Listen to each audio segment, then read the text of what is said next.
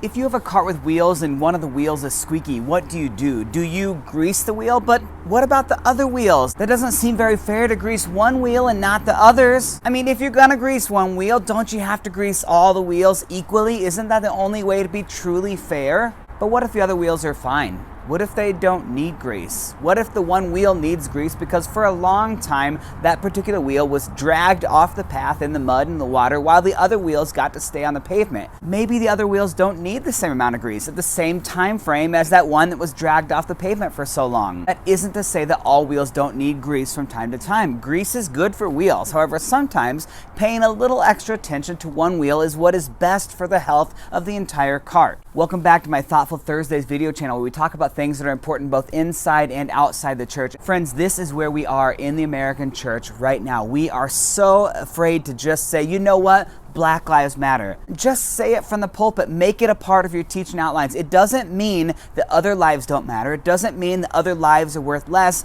It's just saying that we see that this particular group of people is hurting. And for the good of all humanity, let's focus on this for a little bit. Let's help be a part of the solution and not the problem. And whiteness can't stand it, which is one of the problems that the white evangelical church is where it is today. It is also one of the reasons that the evangelical church will slowly fade into irrelevancy if it doesn't start to make bold and strong changes right now. This isn't a prediction or prophecy, it's just a reality. I love the church. I don't want to see that. I am a huge fan of Jim Wallace. He said white Christians need to act more Christian than white. Our church is absolutely divided. I'm not talking about blacks and whites not sitting together, although that exists as well. I'm talking about actual beliefs in what is going on in society. A very recent survey was released by the Public Religion Research Institute, and it shows us a sobering chasm within the church. 72% of white evangelical Protestants, 71% of white Catholics, and 73% of white mainline Protestants, basically white Christians, said that they believe that the killing of African American men by police are isolated incidents, meaning that they aren't a part of something bigger. There's no racism to be seen here, just obey the law and you'll be fine. These aren't the white supremacists you're looking for. Get this though. 82% of black Protestants believe these incidents are a part of the broader pattern for how police treat minorities. So by far the majority of the white church says, no, this isn't racism, everything is just fine. And by far the majority of the black church is saying, hell no, it isn't fine. Do you hear us? Why aren't you listening? Hello? To which the white evangelical church responds, oh, what's that? I can't hear of the sweet sounds of this new Bethel album. Man, it is fire. Wait, that was too much fun. Let's try another. To which the white evangelical church responds, what's that? I'm sorry, I couldn't focus on what you were saying. You see, I got a splinter from all this reclaimed pallet lumber on stage. Seriously, what is up with all the pallet lumber on stages across the church and the country? Did I miss the memo? Or another. To which the white evangelical church responds, what's that? You think racism is systemic? Well, that isn't what my white prophets are telling me in my white church. You must be wrong. I could go on all day, but just one more for fun. To which the white evangelical church responds, I'm sorry, I can't hear over the loud sound of the cappuccino machine in our church cafe. Spoiler alert, the church in America is the metaphorical cart that I was talking about in the very beginning. Followers of Jesus who are black right now are crying out. They are hurt. They are fed up with the state of Christianity in the United States. They can't believe how the white evangelical church has betrayed them, has left them behind. White evangelical churches today will hold massive prayer gatherings in their massive church auditoriums on Martin Luther King's birthday, but they refuse to actually listen to what he was saying. They will rub shoulders together with local white Christian businessmen over breakfast and invite a local black pastor to give a special benediction, but then they miss out on what Martin Luther King Jr. was actually saying the entire time. Here is what he said about the white church. I felt that the white ministers, priests, and rabbis of the South would be among our strongest allies. Instead, some have been outright opponents, refusing to understand the freedom movement and misrepresenting its leaders. All too many others have been more cautious than courageous and have remained silent behind the anesthetizing security of stained glass windows.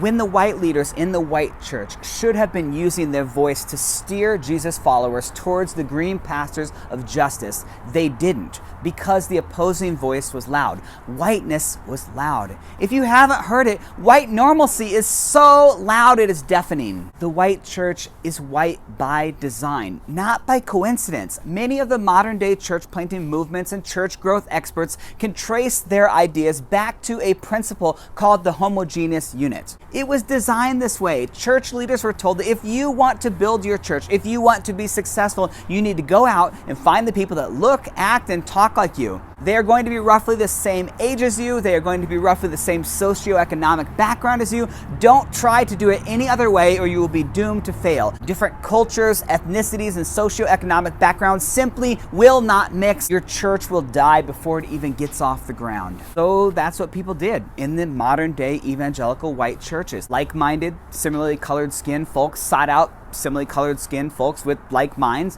and they built their cappuccino bars. They played their light rock versions of worship with verse 1, verse 2 chorus. Evidently, they found every discarded wooden pallet they could get their hands on and built their stages.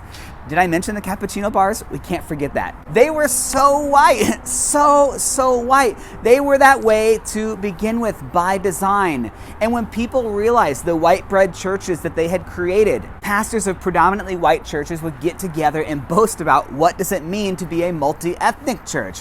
What percentage of people do you have to have in your congregation of color before you can call it multi-ethnic? Because now being multi-ethnic was all the rage. But then you start asking questions. So who on your board is black? Well, I mean, do you have a person of color preaching in your church at least once a month?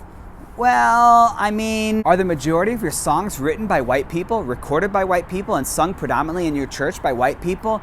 Well, I mean, every other month we do have that one guy who plays the guitar. What's his name again? Is there a black woman on staff that is paid as much as the lead white man?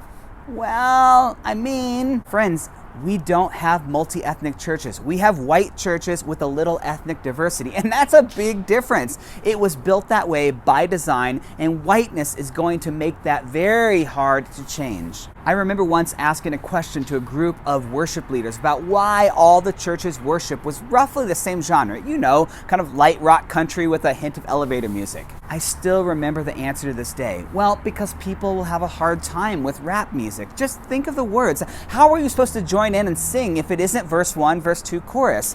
What they really meant to say was white people will have a hard time with some of the rap music because they aren't used to it. Rather than try and shift the majority of the people, we'd rather force the minority of people in our church to worship to our music. But we're multi-ethnic. This is whiteness in the church. I hope you know that I'm pointing all the fingers right back at me right now as I do this video. I was a part of it. I helped build these churches. I stood on those platforms for years and I talked about planting churches. I was every bit a part of the problem, and now I want to be a part of the solution. I am so glad that you are listening. Next week, I want to share a personal experience from my life about a time in a church that I was a part of where they did a few things right and truly beautiful on this subject. I always want to give props when the church does something right. Then I'll share how things went wrong very quickly when our collective whiteness got in the way. My hope here is to teach us moving forward so that we can know how to better avoid these mistakes in the future. I long to see a church of hope and love. I believe we can do it, and it's going to take some work. Please make sure that you subscribe below to see videos like these in the future, and we'll see you back here next week, same time, same place.